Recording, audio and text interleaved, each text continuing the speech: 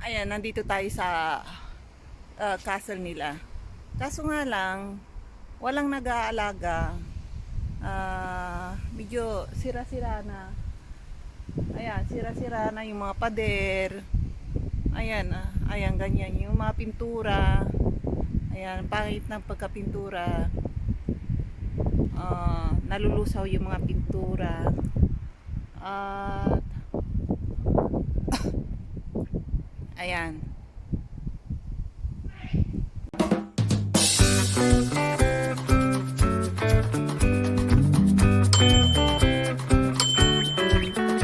Naglalakad kami mag-ina. Andito kami. Kaso nga lang, tignan nyo yung bata, oh. Inaasar ako kanina pa. Kumain kami sa sa McDo. Hating gabi. Mag-alas 12 na ng hating gabi. Ayan. Let's go faster. Kaya ang daming mga teenager dito. Hey, so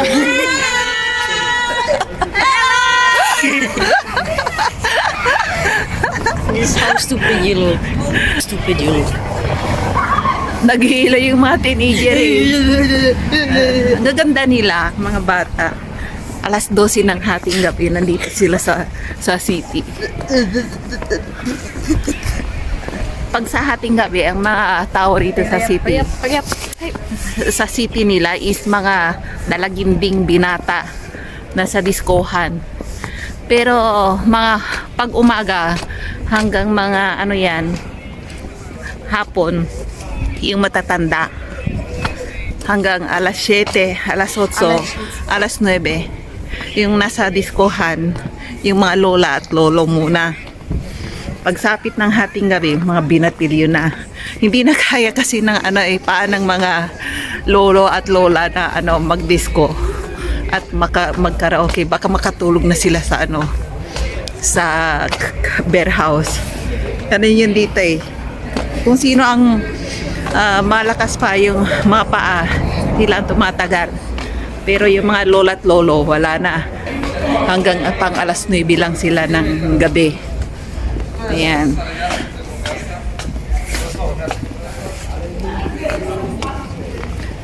Ayan, ang daming mga tao rito. Naghihintay. Parang wala nang space sa taas. Ayan. Mga ang pupugi nila. Magaganda at pupugi nila. Kapag pumasok ako dyan, ako ang pinakapangit dyan. Pag titinginan ako, ibang-iba kasi ang mukha eh. Napapaligiran ako ng mga magaganda at magugwapo sa loob. Wow! Mababaliw ka dyan sa Dito ka lang makakita na kaliwat kanan, mata mo yung gwapo, ganda.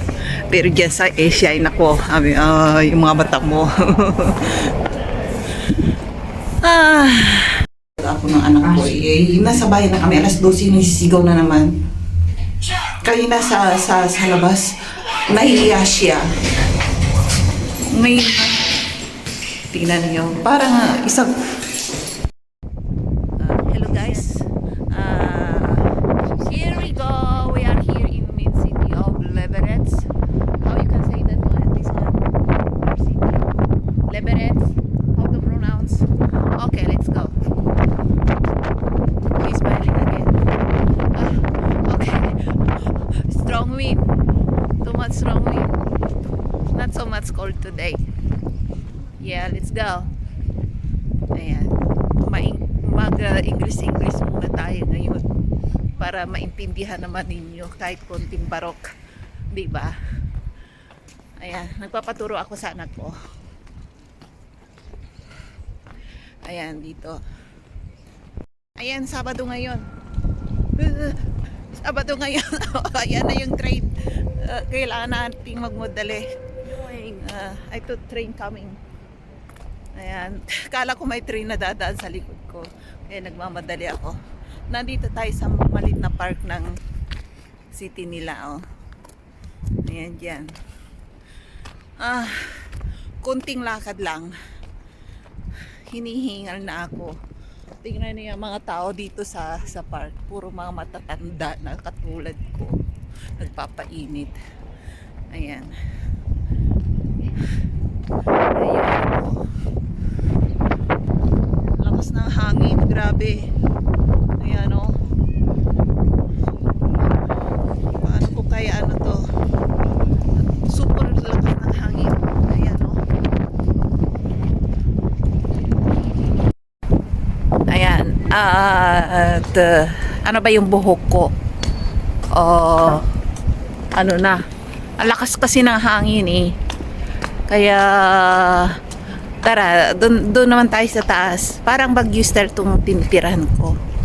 Ano ba yung naangati sa ano ko? Naangati ang dibdib ko. Ayan. Tingnan niyo. Magandang araw ngayon. Maliwanag. Hindi kagaya nung ilang buwan. Parang makulimlim, madilim parati. Kaya pala tinitirhan ni Vampira nung unang panahon. Itong country nila. Uso ang Vampira rito kasi makulimlim parati, madilim. Ayan. Tara. Ayan. Ganito ang buhay sa bansa sa Czech Republic. Ayan. Kanina ang lakas ng hangin. Parang ipo-ipo. Ngayon wala na. Ayan. Sumisigi na naman. Yung mga ano ba yun? Dahon. Nagsisilip para, no? Bawa naman yung basuriro. Bukas. Maglilinis. Ilang araw ng ano eh. Boring siya na ano, wala siyang malinis kasi ang linis no. Walang hangin. Ay, naglaglagan yung mga tao. Ayan, marami siya lilinisin. Ayan. Ay, nako. Kung alam ko lang medyo malamig-lamig ngayon. Jacket sa akin na ako na medyo makapal. Ay, tara. Hakit na naman tayo sa Baguio style. Ayan, ang anak ko. Kung hindi ninyo naintindihan yung Tagalog ko, may subtitle naman dyan isa na English. Pwede nyo i-translate. Kaso nga lang, minsan yung Google Translator, yung subtitle, mali-mali translate. Pinanood ko minsan. Pero yung iba tama. Pero yung iba okay lang. Medyo lang. Ay, mahirap magsalita kapag umaakit ka ng bundok. Hihingaling ka kaagad. Ayan, nandito tayo sa castle nila. Dito, oh. Dito ang main attraction ng city nila, small town nila na Liberec city dito sa Czech Republic. Kaya ang daming turista oh. Hindi ko alam kung taga saan ang mga yan, pero mga puti. European din pero taga ibang bansa. Ayan. Bibisitahin nila ito. Sabi ko sa inyo maraming rito tourist attraction sa city nila. Mas lalo doon sa main attraction nila yung Gjested. Second attraction nila is itong city nila. Ito yung parang kastilyo pag sa gabi sa langit. Ang ganda. Ayan. Yung tinatawag na Gjested, yun ang sinasabi ko, sa gabi maganda yun. Pag pinailaw nila yung tower nila, kala mo palasyo sa langit. Ang ganda. Ayan ganito dito.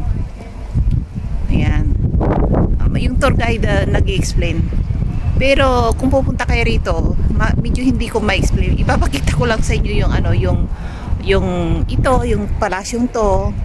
Magre-research naman ako kahit konti. Pero ipapaliwanag ko sa English kung pwede at sa Tagalog kung pupunta kayo rito.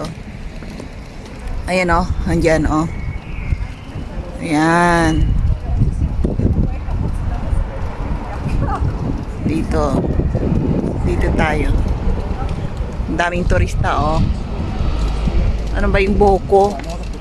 Parang kinukuryente. Lakas kasi ng hangin eh. Ayan o.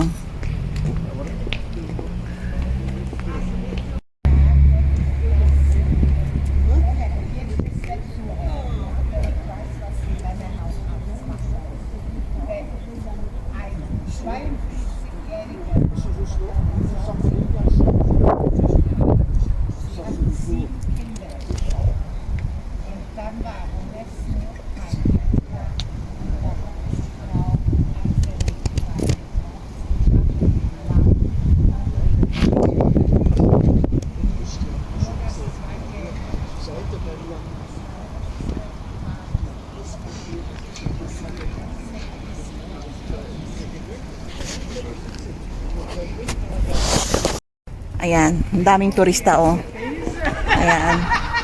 Ayan, mag-book na kayo ng i-kontakin nyo ako. At pwede nyo ako magiging tour guide dito oh. Katulad nila. Mga ano yata, mga German. Ayan. Mga first time. Hindi ko alam, hindi ko maintindihan yung salita nila. Pero may pagka-German. Ay, ito ang pinupuntahan nilang Castillo. Ayan. Ayan, dito tayo. Open ngayon. Pwede pumasok dito. Umuwi na yung anak ko kasi ayan o. Yan, dyan. Dito tayo. Ano ba yung buhok ko?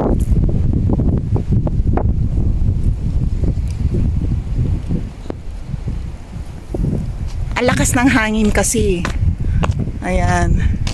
Parang malapit lang bahay namin. Pangalawang beses lang ako na nakapunta rito. Kasi boring eh.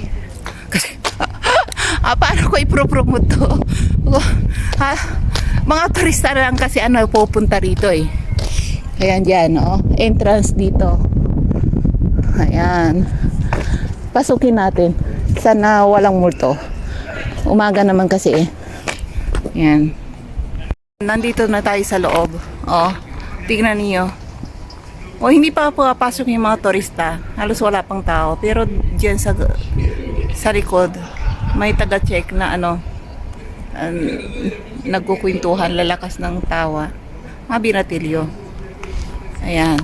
Lakad-lakad tayo. Ayan o. Para makita ninyo. Ayan. Pinupuntahan ng mga turista to.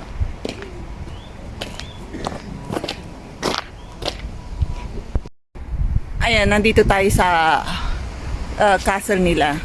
Kaso nga lang, walang nag-aalaga. Medyo sira-sira na. Ayan, sira-sira na yung mga pader. Ayan, ayan, ganyan. Yung mga pintura. Ayan, pangit ng pagkapintura. Nalulusaw yung mga pintura.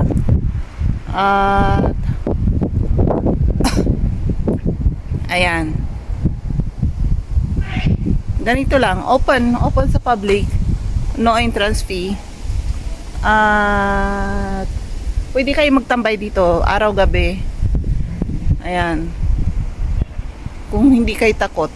Pero may ilaw naman dito eh.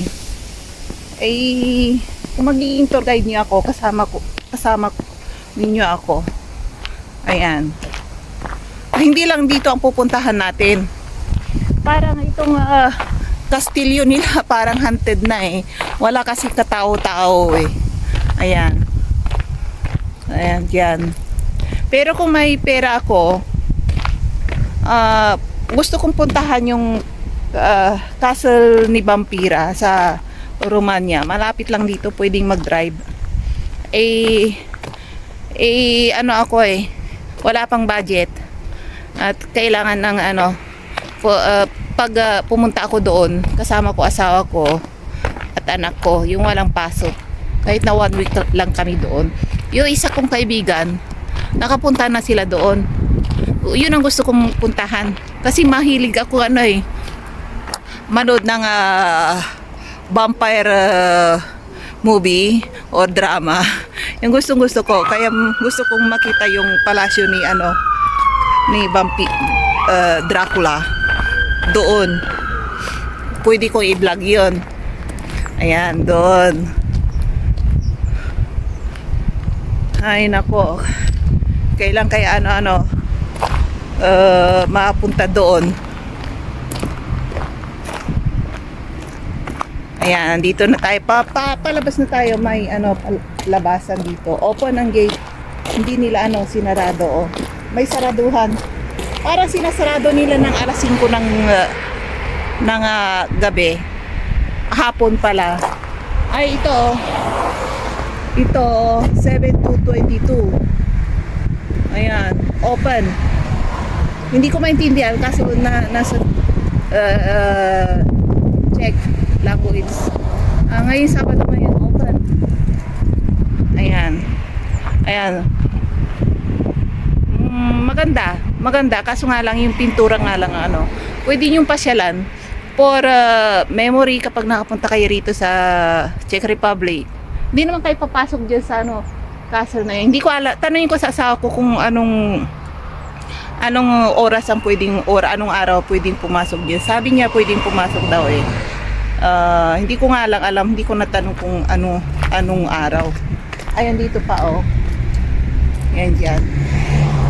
Kaya mag-book na kayo at kontakin nyo ako. Mura lang ang china-charge ko kung ako magiging tour guide ninyo. At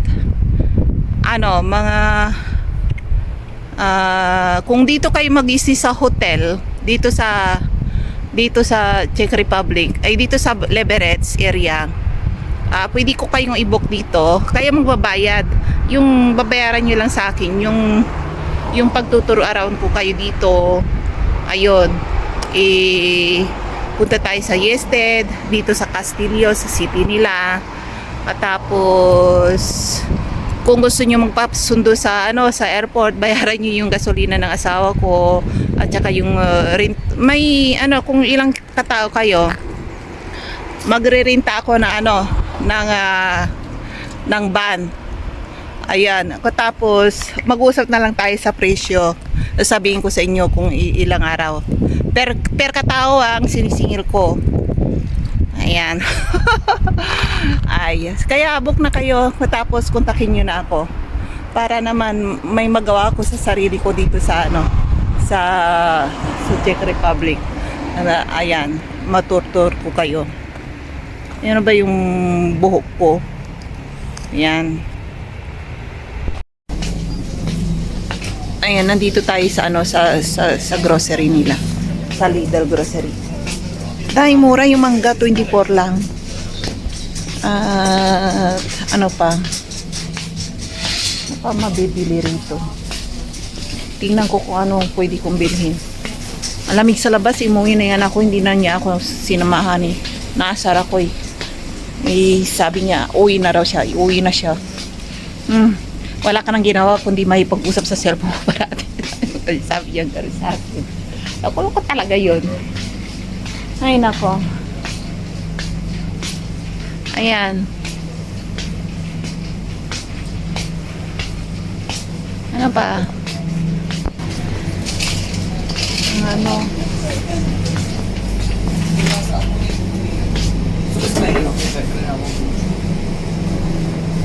Oh, muntik. Muntik na mahulog yung mayonnaise. Muntik na akong nasagi ng bag ko, buti hindi nasagi yung baso, nahulog.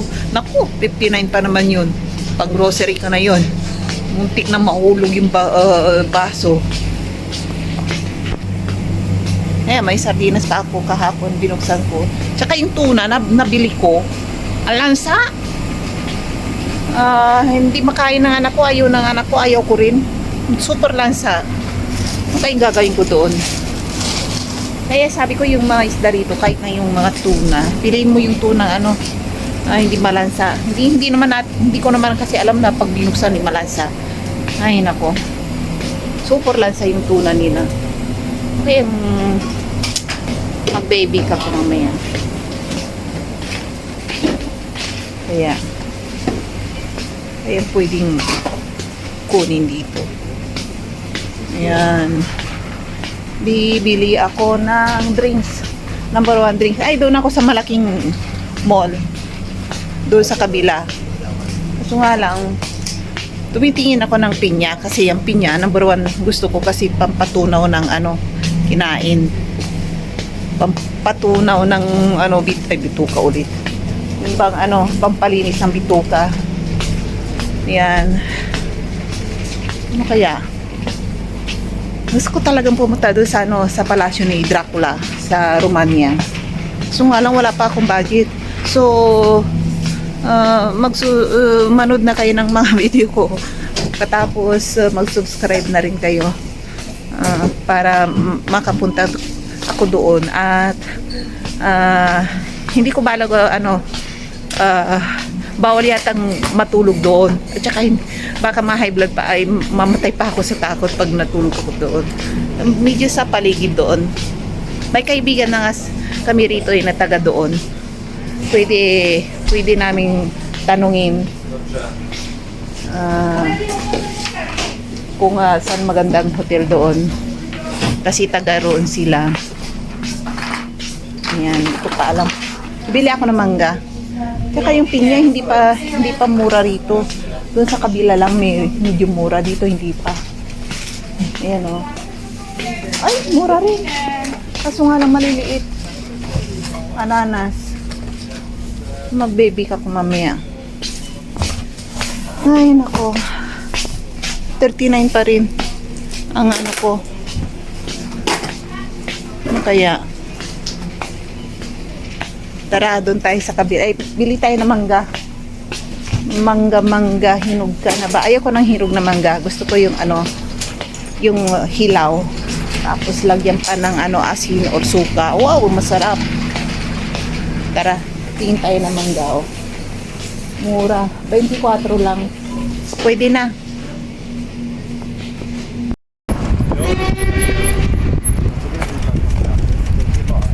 Yung ko. Tara, tawid tayo.